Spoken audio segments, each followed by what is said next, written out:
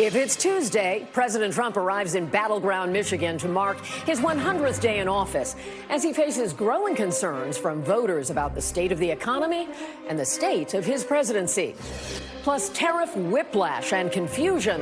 The White House moves to ease the pain on automakers as it brands the president's tariff uncertainty as a case of strategic ambiguity. And President Trump fuels a political comeback for liberals in Canada as Prime Minister Mark Carney wins re-election, vowing never to yield to the president's repeated threats of annexation.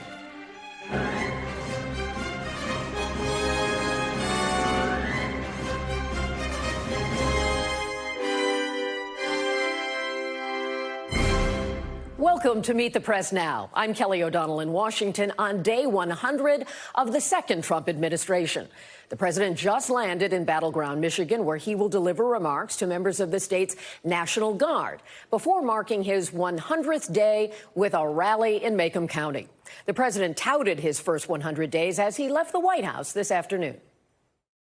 I think we've done everything or it's in the process of being done. For instance, the border is in great shape. 99.9% came out again today. 99.9. That I would say that was my number one thing. The economy would be certainly right up there, and I think it's doing great. We were losing billions and billions of dollars a day with trade, and now I have that down to a very low level, and soon we're going to be making a lot of money. We're going to be reducing people's taxes. The trip to Michigan and the push to fire up the base comes as the White House is once again struggling to navigate the economic uncertainty caused by the president's sweeping and at times confusing tariff agenda. Today, the White House confirmed it was moving to soften the impact of tariffs on automakers as the industry faced a potential stacking of levies on imported parts and finished vehicles. It's the latest move as the administration tries to calibrate and recalibrate its strategy, which has led to fears of market instability and potential supply chain disruptions. But Treasury Secretary Scott Bessent said today he made comments suggesting that all of this uncertainty is a feature, rather. It's not a bug. It's a feature of the president's overall strategy. I think one thing that has been a little disconcerting for the markets is, President Trump creates what I would call strategic uncertainty in the negotiations. So he is more concerned about getting the best possible trade deals for the American people. What we are doing is we've created a process. I think the aperture of uncertainty will be narrowing. And as we start moving forward, announcing deals, then there will be certainty. But, certainty is not necessarily a good thing in negotiating. It comes as polling shows rising concerns about the president's economic agenda, with 60% of Americans disapproving of his handling of inflation and the cost of living, according to our latest NBC News Stay Tuned poll. 61% disapprove of his handling of trade and tariffs, while 55% disapprove of the president's overall job performance. But as the president prepares to speak in Michigan, NBC's Vaughn Hilliard is already on the ground there. He's talked with some of Mr. Trump's supporters who are standing by him and largely cheering the results so far from these first 100 days. What do you guys make of his first 100 days? Love it. Why? Because he closed our borders, safety, many things, and that he's still working on if we could get the other side out of our way. What do you think of his first 100 days? It's amazing. It's amazing. He's doing what needs to be done. It's hard for some people to swallow, but I think we need to see how it plays out, and I believe it will play out for the betterment of our country. What do you make of his first 100 days? I'm glad. I don't like that I lost money or retirement, but I figure that it's going to come back. So, how confident are you that the stock market will come back? I'm confident that President Trump has our best interests, and so there's no guarantees, but God's my sufficiency. So. Our man on the road, Vaughn Hilliard, joins me now from Macomb County, Michigan. And also with me is NBC News correspondent Shaquille Brewster in Ada, Michigan, both guys who know these battleground states so well. And in a moment, I'll be joined by Steve Kornacki at the big board. You won't want to miss that. So, Vaughn, let me start with you. What should we expect to hear from the president when he speaks minutes from now? Right, we are going to first hear from him at an Air National Guard base. It's going to be his first stop about 17 miles north of here, and he'll actually be joined by Democratic Governor Gretchen Whitmer. That will be the first time we see him here in the state of Michigan.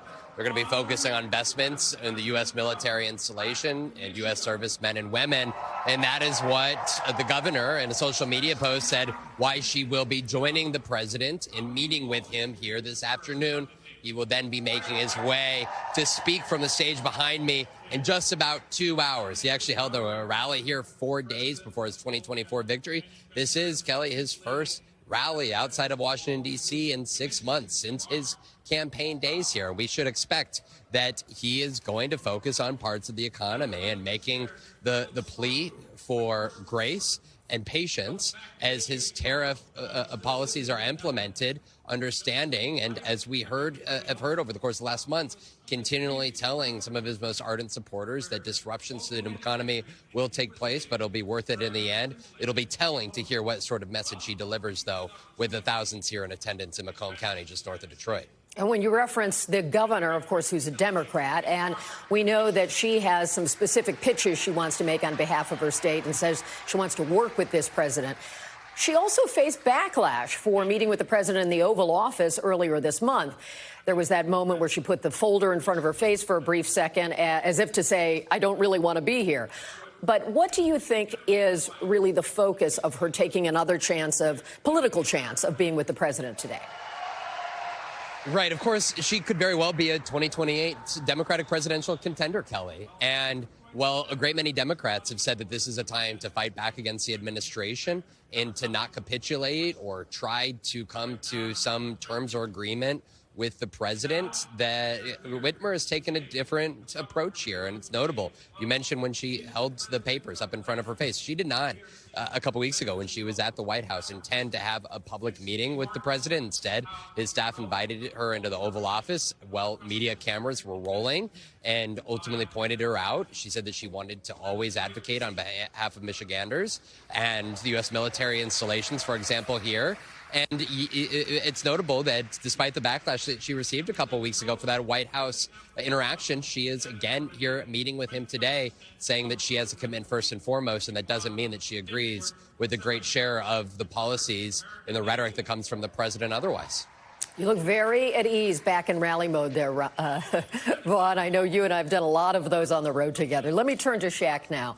Our poll shows most Americans disapprove of President Trump's handling of tariffs and trade. So why do you think voters that you spoke to are willing to show some real patience on the issue of tariffs for the president? Yeah, Kelly, it really comes down to a level of trust when you're listening and having these conversations with the voters. You heard some of that even in the conversations that Vaughn was having there. They believe in the president's goal here, at least the stated goal, to bring back manufacturing to the United States, even as they see the impact on the economy, even as they see the market dropping or the impact on the job market. They say that they believe he will ultimately land the plane, so to speak. I want you to listen to them explain it directly here in the Grand Rapids, Michigan area. Nobody likes to pay more for anything. I don't. But in the long run, I think it's going to be good. I'm on board with the mission. I think if it's going to make our economy better, I know that as a country we owe a lot. You know, we're in a lot of debt, and if those tariffs are going to help bring back more to our economy, I'm all for it. I'm optimistic. I'm really very optimistic, and I know that right now with the tariffs that there's a little bit of pain. Things are happening right now that right now we're not in a good place. Are you willing to accept that pain for the time being? Well, I don't think I'm an instant gratification person. I think that sometimes you have to go through a little bit of the fire to get to the end of the rainbow. Another person told me and used that same analogy that we hear President Trump use in his speeches, and we may even hear tonight, the idea that when you have a sick patient, sometimes you have some touch-and-go moments, but ultimately they will end up stronger. So there's a level of trust in what the president says, and that's why there's not any daylight that you're seeing between his core supporters, those who helped him get back to the White House, and the president to this point. And that's worth repeating. You actually looked for voters who chose Trump and then wanted to assess Absolutely. their views right now. So that's why their views seem to be in line with where the president is, and he will probably be looking for that kind of a response in Michigan, a state that he won. He won all the battleground states, as he likes to tell us. When you talked about more than tariffs, though, so are there some other issues that stand out to you in what you heard from these voters? Yeah, and that's a great point, and that these are voters who backed President Trump going back to 2016. In fact, some of them I met on the campaign trail last year, so we really want to get to them to see if there's any shifting that you haven't seen to this point. Where you did see a lot of excitement was on the issue of immigration. They liked the speed in which we saw the executive actions taken by President Trump. They like the fact that you have that drastic decrease in illegal border crossings. And something that also came up repeatedly are those DOGE cuts. They like the overall idea of the federal government being more efficient, of the federal government shrinking in size. But, Kelly, I'll also tell you there was one voter who told me they don't like every individual cut that they hear about or some of the firings that are taking place. But it goes back to that idea of giving the president the benefit of the doubt, especially just 100 days into his second term, Kelly. Really valuable insights. I'm so glad you spent the time to be on the road for us today, Shaq. Thank you so much. And now we're going to turn to NBC's Steve Kornacki at the big board, who's got his finger on the pulse of America. That's Steve's brand. And as President Trump hits the 100-day mark, Steve, tell us what you've got. All right, Kelly, 100 days into the Trump presidency, and we see this. An average of all the different polls you've been seeing out there the last couple of days puts his approval rating at 43%. That's with 54% disapproving of his performance as president. Now, how does Trump stack up that number compared to other presidents at this same point, 100 days in? Well, you can see it's at the bottom. It's actually tied at the bottom with Donald Trump the last time around. That's right, 100 days into his first term, his approval rating, it was exactly where it is 100 days into his second term. So there's two ways to look at these numbers for Trump. Compared to all modern presidents, these are very low numbers 100 days in. But of course, for Trump himself, this is how it's been. This is par for the course, 43% then and 43% now. Take a look at, as well, the question among independent voters. Again, you see a 31% approval rating for Trump among independents. If you looked last November at the election, Trump did better among independents than 31%, but also low 30s. Again, that is consistent with what we saw for Trump during his first term as well when it came to his job approval among independents. Looking at more from an issue standpoint here, and you do see a bit of a division in terms of Trump's numbers. Look at this. It's inflation, it's tariffs. This is where he gets his lowest marks, under 40% approval in both of those areas here. A little bit stronger, almost 10 points stronger, in fact, for Trump when it comes to government spending, the work of DOGE, and, of course, border and immigration. This is where he gets his highest marks, basically as much approval as disapproval on those questions. So that's the difference from these numbers from last time around. Economy, questions about economy, pocketbook issues, that's where Trump did the best in his first term. It's now where he is doing worst in his second term. One other big difference between then and now with these numbers, it's the opposition party. Back during Trump's first term, the Democratic Party was more popular than the Republican Party. Now, however, take a look at this. It's the reverse. The Democrats, 40 favorable, 59 unfavorable. They're almost 20 points underwater. It's not that the Republicans are popular. These aren't great numbers, but it's more unpopular significantly for the Democrats than the Republicans. So from Trump's standpoint, from Republican standpoint, that may be one of the key things they're looking at with these numbers. They may think, hey, these Trump numbers are not that great, but these Democratic numbers have gotten worse than they were in the past. Maybe that creates an opportunity for Republicans, too. One way of looking at this in perspective, Kelly. A lot of tea leaves for us to read and for the parties to read going forward. Thank you, Steve. We appreciate that. Coming up, a closer look into how President Trump has already reshaped the Oval Office in his first 100 days as he looks to push the boundaries of executive authority. Plus, a reality check on the fate of the president's agenda on Capitol Hill as Republicans try to figure out what they can pass and when they can pass it. We're on Capitol Hill with the latest. You're watching Meet the Press Now.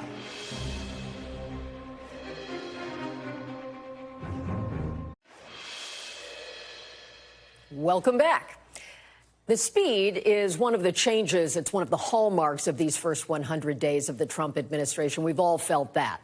And of course, it's Trump administration round 2. Now, along with pushing the boundaries of executive authority, while testing the limits of the U.S. structure of checks and balances. And of course, through all of this, the White House argues it is using that authority to try to save democracy and to do it quickly.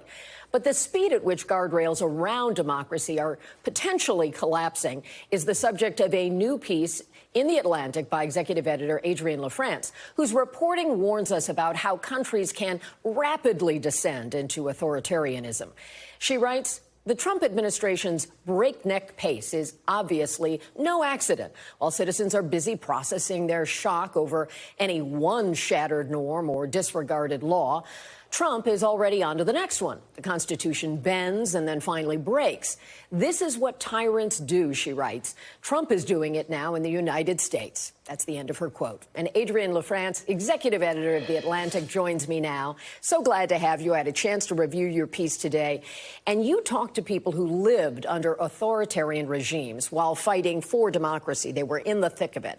What did you hear from them that were warnings that you feel are relevant right now?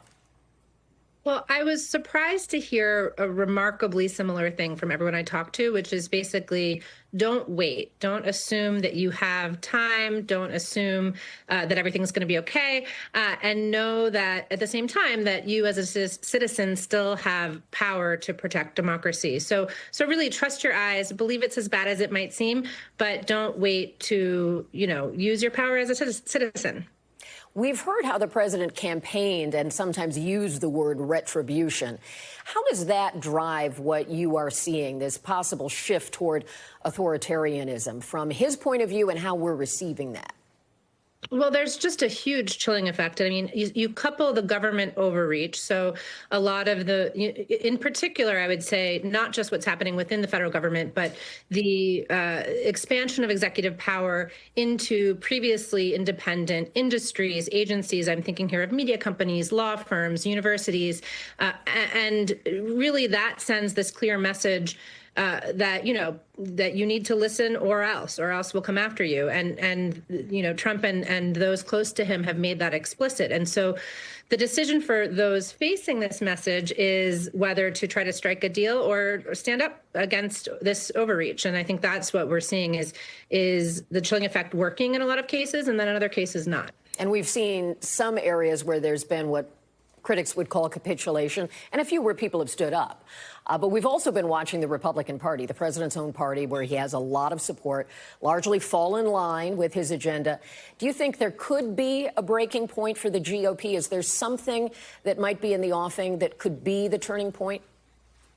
When I've asked people about this, I mean, what you hear most cynically, but perhaps accurately, is that if January 6th didn't convince people to move away from Trump, what possibly could? On the other hand, you saw a little bit of some speaking out against tariffs from folks who are otherwise quite loyal to Trump. And so to me, that gives a small sense that perhaps there are some things where he would lose support, although I think anyone who you talk to about his base, he has this unshakable base who will never leave him. And so I think it's the right question, but we haven't seen it yet, so it's hard to imagine what it would take to see it in mass. One of the things I do hear is the courts, especially the Supreme Court, but obviously there are a number of layers of challenge at the federal level. We've seen about 200 lawsuits when it comes to the system of checks and balances. Do you think the courts have been able to stand up thus far? And do you think that might be the kind of thing that would get people's attention who are otherwise on board with the president's agenda? Well, this is really the question, I think, and, explains part of why Trump and those around him have been so aggressive in their attacks on the judiciary is it is one of these final checks and balances that still seems to be holding, although unclear in other cases whether they will flout Supreme Court rulings, for instance, related to immigration. I will point out that 3 of our journalists here at The Atlantic interviewed Trump just last week, and he did say that he will follow what the courts do. What he says versus how he acts, of course, is the question. So, I mean, watching the courts is exactly what we're doing now, too. and the Constitution, of course, and respect for it and where he might bump up against it. And one of those things that he has toyed with seemingly in a playful way, but others are looking at it and saying, maybe it's more than that, is about a third term, running again in 2028. The Constitution is clear. It's 2 terms, only 2 terms. He's got a second non-consecutive. What do you take of that? Is that political kind of theater, or do you see that as one of those markers about a challenge to the constitutional power in this country? I mean, I think you have to take it both ways. To me, the big message is, and this is something I heard over the course of my reporting from those who've lived under authoritarians, is when they tell you something, believe it's true. This is consistent across various forms of authoritarian government, that they tend to signal very clearly what they intend. In the Atlantic's interview with Donald Trump just last week, he mused over the fact that it would be a tremendous shattered norm if he were to try for a third term. He didn't talk about whether it's unconstitutional. As you point out, it clearly is. But we came away from that interview not being certain that he wouldn't try. So and it seems so like easily just say it's off the table, and he doesn't, which is one of the interesting things. Your piece also is a call to action for people who are intrigued, maybe a little anxious about what you have found in your piece, and the people that are in other countries who have lived this themselves. What do you think is a takeaway for someone hearing our conversation about how they can approach this and what they can do in their everyday life? It's easy to shrink back from it and say, oh, I'm uncomfortable. What are you suggesting people consider?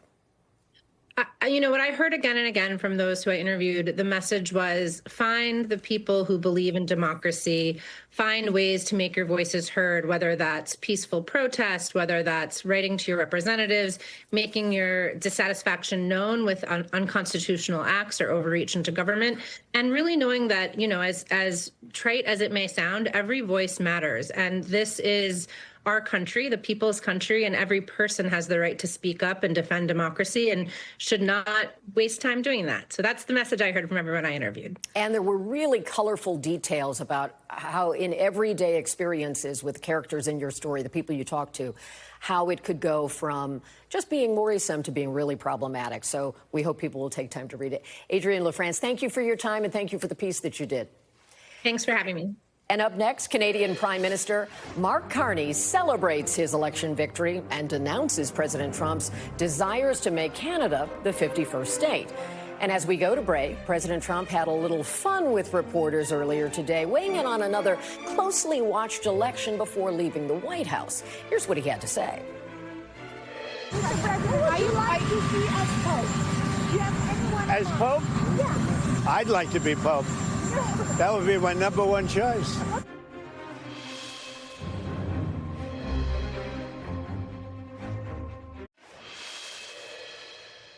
We're glad you're back with us, and you're looking live at pictures now in Michigan, where President Trump is about to speak to members of the state's National Guard. He landed just a few moments ago, and as you can see, the first person to greet him as he got off of Air Force One was Michigan's governor, Democrat Gretchen Whitmer. And this is the first time we've seen her with the president since what I think you could call an uncomfortable Oval Office interaction about 2 weeks ago. But first, as we like to say around here, if it's Tuesday, voters are voting somewhere. But this Tuesday, it's just a little bit different and maybe a tad more polite. We're talking about, of course, the elections in Canada, where the results were certainly something notable because the country's Liberal Party pulled off what was an unexpected victory. It had been, the polling was sort of heading that way, but there was a point when this was completely not predicted. And this means that Prime Minister Mark Carney's winning re-election was fueled by a lot of things, and included in that is a backlash against President Trump's tariffs and his almost constant threats of annexation. In his victory speech, Carney directly called out President Trump, and he delivered a defiant message on behalf of fellow Canadians. America wants our land, our resources, our water, our country. Never. But these are not idle threats. President Trump is trying to break us so that America can own us. That will never, ever happen. And it's worth stressing that Carney's Liberal Party was on track to lose this race in a big way. if it had not been for the president's aggressive posture toward Canada. So take a look at the trend in polling averages from the Canadian Broadcasting Company. The Conservative Party, which channeled some of President Trump's policies and rhetoric, was up double digits just a few months ago. But once Mr. Trump and he began talking about Canada, he began attacking the former Prime Minister Trudeau, calling him the governor, the Liberal Party shot up like a rocket. You can see the change. NBC News correspondent Camila Bernal is on the ground in Canada with this story. Glad you're there. And give us a sense of what you are hearing from the Canadians you're interacting with, that after President Trump went after Canada on tariffs, called for them to become the 51st state, this certainly helped the Liberal Party galvanize. What is your takeaway from being on the ground? It certainly did, Kelly, and I think a lot of Canadians today just very prideful about being Canadians and about standing up against President Donald Trump. There are some analysts that say if it weren't for Donald Trump, Mark Carney may not be the prime minister. But instead, there were a few factors that played into this race. One, Justin Trudeau stepping down. Two, of course, President Donald Trump being elected, and this trade war. Because what Mark Carney did was focus his entire campaign around the United States, around Donald Trump, around his experience, and around telling voters that he would lead the country when it came to these fights with President Donald Trump. I want you to listen to more of that speech that he did this morning. Our old relationship with the United States, a relationship based on steadily increasing integration, is over. These are tragedies, but it's also our new reality. We are over the shock of the American betrayal, but we should never forget the lessons. We have to look out for ourselves. And it's clearly a strategy that worked for Carney. He also said that if the United States doesn't want to lead, then Canada will. He said he's going to reach out to world leaders in Europe and in Asia to lead the way, essentially, when it comes to this trade war, Kelly. Very stark to hear what he had to say. Camila, thank you so much. Glad you're there for us. And we're turning now to Capitol Hill, where Republicans are making an all-hands-on-deck effort to push forward their so-called, as the president likes to say, big, beautiful bill. That contains all of Mr. Trump's tax and spending priorities. But that's much easier said than done. While details for the more than trillion-dollar package are few and far between, some Republicans seem to think they can get it passed quickly. Treasury Secretary Scott Bessent is targeting July 4th as a deadline, while House Speaker Mike Johnson believes it can be passed through the House by Memorial Day. And here now is the Speaker's assessment. It's important for the country. We need to get this bill done for all the reasons we've discussed. So we're still on our schedule. I think we can meet it. He says July 4th because that's a big birthday for us, and everybody knows that. But I think, and I hope and believe that we can get it done soon. Do you think it'll be passed the House by Memorial Day? I believe we can pass it by Memorial Day. Timelines are always tough on Capitol Hill. And, of course, it takes both chambers to send a bill to the president's desk. And North Carolina Senator Tom Tillis says it's premature to expect legislative fireworks on the 4th of July. Reconciliation is July 4th. Is that something that's realistic for you guys at that point? And what are the big hurdles? I just can't imagine we get it done by that. Sounds like a great aspirational target, but based on, I've been gone for 2 weeks, but based on my understanding of the progress, I think that's a steep hill. And we've been tracking the president as he made his way to this National Guard station here in Selfridge, Michigan, where he's delivering some remarks. So, of course, it's his 100th day in office. Let's get a sense of what he has to say.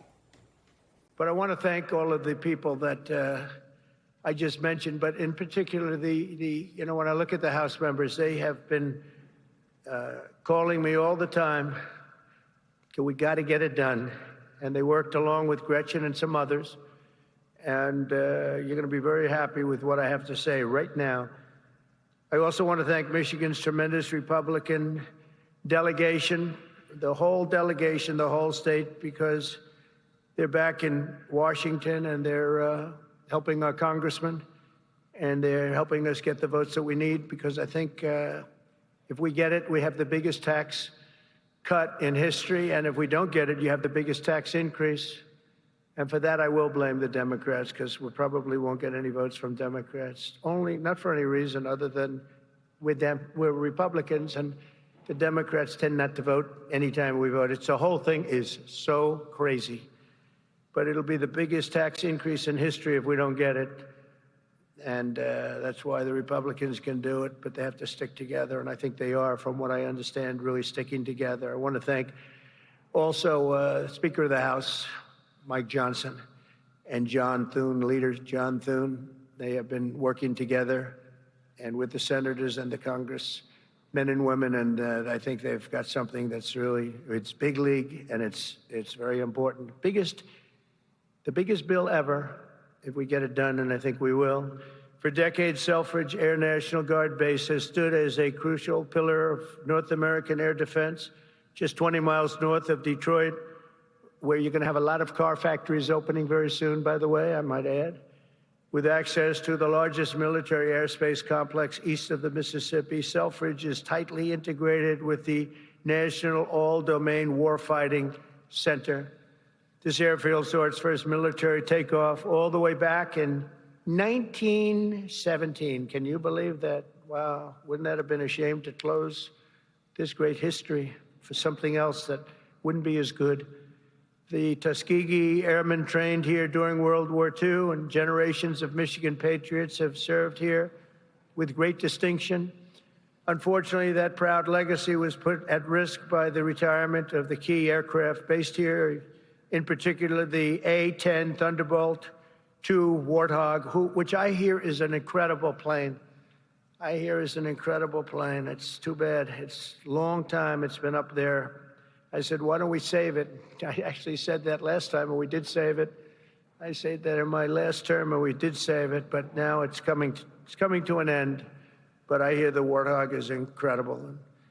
We have support aircraft and also the KC-135 Stratotankers. In recent years, many in Michigan have feared for the future of the base. They've been calling everybody, but the only one that mattered was Trump. They called Trump, and we got it done, which represents $850 million in economic impact across the state of Michigan, and probably it could be much more than that as we expand it out, and creates thousands and thousands of good and important jobs, both in the military and civilian jobs. So, Gretchen, that's a big economic, you're not going to have too many economic development jobs like that. It's great. But today I've come in person to lay to rest any doubts about Selfridge's future and the vital role it'll play in our national defense. As Commander-in-Chief, I'm proud to announce that very soon we will replace the retiring A-10 Warthogs with 21 brand new F-15EX Eagle II fighter jets, the best in the world, fresh off the line.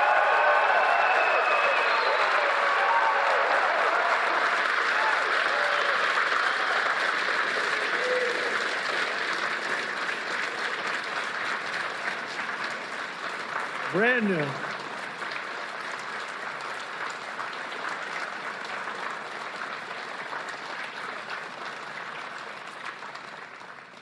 And they have an expression, you know what that means, fresh off the line. That means they are brand new. They've never been anywhere. This is where they're going to be for a long time. And I saw one of them flew over my head, and I said, what the hell is that?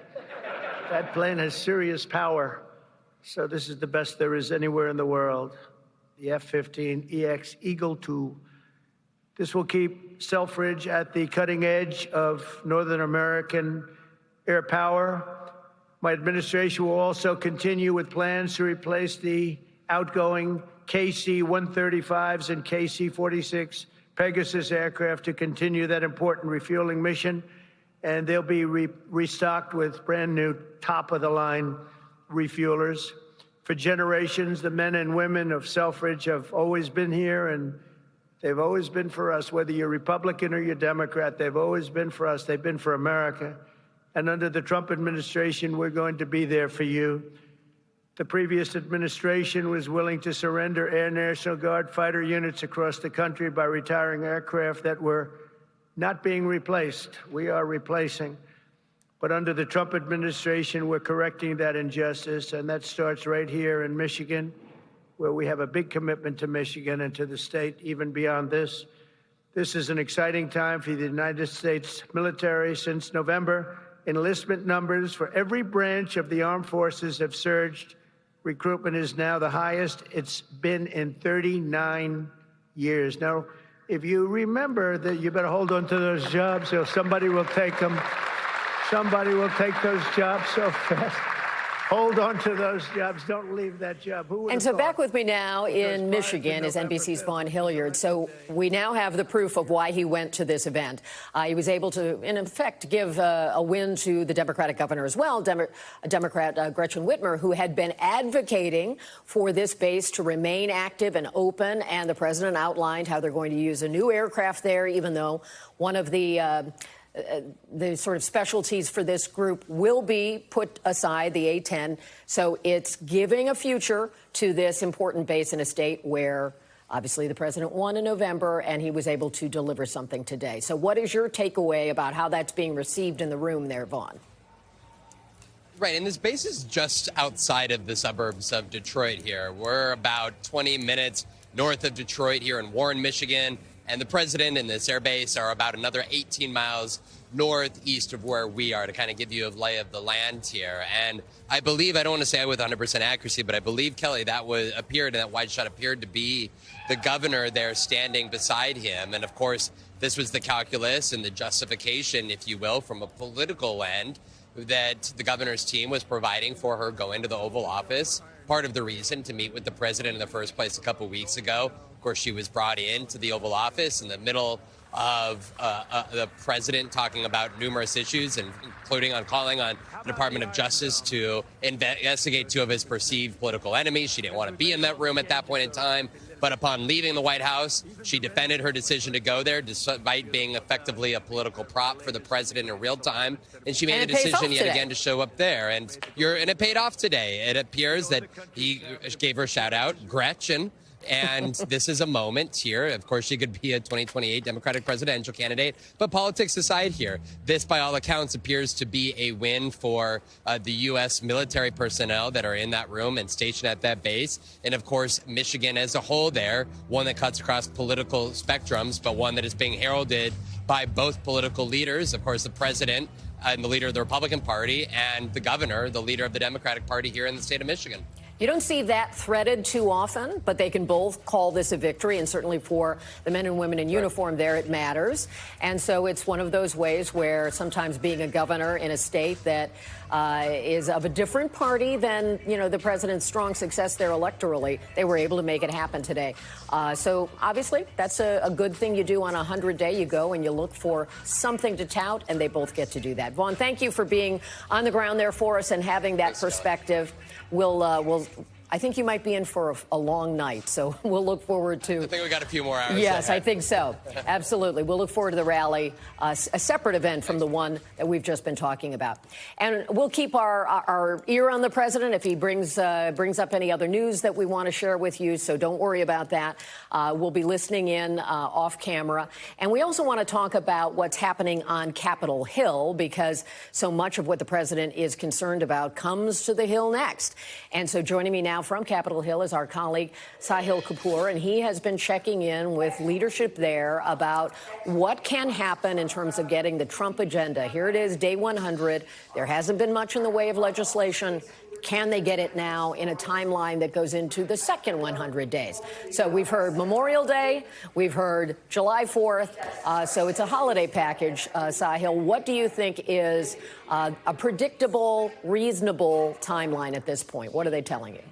Well, first off, Kelly, these are artificial deadlines. At the end of the day, nothing would really happen if they blow right past them. Recall Speaker Mike Johnson had initially said he wanted this bill through the House by Easter, and he pushed right past that. At the end of the day, many Republicans are skeptical of these particular deadlines, Memorial Day and July 4th. There are only two actual forcing mechanisms to push this forward where, they're meaningful deadlines. The first is the debt limit, the so-called X date where Congress has to act or risk a catastrophic debt default. The Treasury Secretary said that would come out either late this week or next, depending on their calculations on tax revenues. And the second is the end of this year, the expiration of the TCJA. Everything else is noise.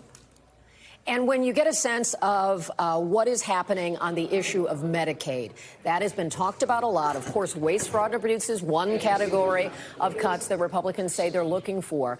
But for some who may be lower on the scale of MAGA alignment, are you hearing concerns about what the real world impact could be if there are reductions in Medicaid? Yeah, very significant concerns, Kelly. This might be the most challenging piece of this entire package for Republicans because they've set out to require most of their savings, at least a huge chunk of their savings, to come from Medicaid. And they're looking at unraveling the ACA's Medicaid expansion to a significant degree. As you'll recall, from covering that law at the time, it expanded Medicaid to 138% of the poverty level with a catch. The federal government pays 90% of the cost. That was enough of an enticement to get 40 states, over 40 states eventually, to expand it to a population of over 20 million. Now they're talking about reducing that 90% match, which means states would have to find a way to pick up the cost or throw a lot of people off Medicaid. Speaker Johnson, for his part, says there's no problem here. Medicaid is going to be just fine. Take a listen to what he said. We're not gutting Medicaid. We're going to reduce fraud, waste, and abuse, which every single American should be applauding. We're going to make sure it works better. We're going to preserve the program, not cut it. It's exactly the opposite of what the Democrats are saying. So the states will adjust to all these things, and we will make sure that the people who need these benefits and rely upon them are protected. Now, to be clear, Kelly, Republicans will absolutely positively have to cut Medicaid by their own standards, their own budget. That's not conjecture from my part. That is the simple addition and subtraction of the budget that they all voted for, nearly every one of them. The House Energy and Commerce Committee is required to find $880 billion in cuts. The Congressional Budget Office has found that if you exclude Medicare and Medicaid, there's nowhere near that much money in the entire committee's jurisdiction. So they have to cut Medicaid in order to meet their own targets unless they junk their own budget. And that's where you're hearing consternation from House Republicans in swing districts, the vulnerable members who don't want to cut benefits, don't want to cut hospital payments, Kelly. And as you know, when you shift it to the states, many of them have balanced budget requirements, and where are they going to get the money? So that's a whole other chapter that we'll be tracking. Thank you, Sahil. I know you're on the case. And we will have much more on what's next for the president's agenda and his political standing. Straight ahead, the panel is next. You're watching Meet the Press Now.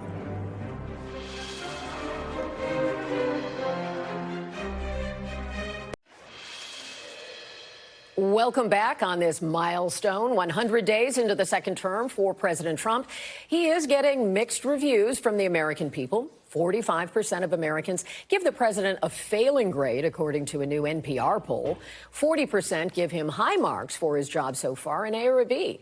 Now, that divide grows even more stark by party. I'm sure that's not a surprise to you, with 80% of Democrats assigning the president an F and 83% of Republicans scoring the president an A or a B. We live in a world of two different visions. Joining me now on set is Tia Mitchell, Washington bureau chief for the Atlanta Journal-Constitution, Democratic strategist Joel Payne, and, of course, Mark Short, former director of legislative affairs in the first Trump White House. You've lived through 100 days before. He's also an NBC News contributor. Tia, let me start with you. So we're looking at the poll. The NPR poll does give us this huge divide, and it certainly shows that Democrats are unhappy and Republicans are still finding a lot they like. What is your big takeaway? Well, my takeaway is that, of course, the polling shows how polarized we are as a nation. But I think I also have been looking at how members of Congress have been aligned, the Republicans in Congress. The polling almost doesn't seem to matter to a lot of Republicans in Congress. There isn't a lot of daylight between them and what Trump's policies are. And I find that startling because, you know, they're the ones that are, most of them are going to be on the ballot in 2026. Sure. And these polls don't really bode well for their own chances. They'll have to answer for it. They'll have to answer for that. But so far, they're still sticking with Trump despite the bad polls. And when you consider some of the specifics here, you know, 40% give him an A or a B. I mean, this is just striking. Independents, however, the worst marks. What stood out for you when you think of where the independent voter is today? Yeah, I think that's also interesting because we think about the independent voters being able to swing states like Georgia, where I report, and other swing states. And again, all these toss-up seats. We know the Senate map is still difficult, but Democrats just need to flip, one hand worth of seats to get control in the House. And the independents in these swing districts are going to matter. And I think it does matter that even on topics where Trump came in very strong, mainly the economy, how he was going to immigration, and he's losing even among what were his perceived strengths are now also becoming weaknesses. That'll definitely be something to watch, and certainly for those who are on the ballot. And Mark, you lived through 100 days the first time around. What do you think is the most sort of stark difference?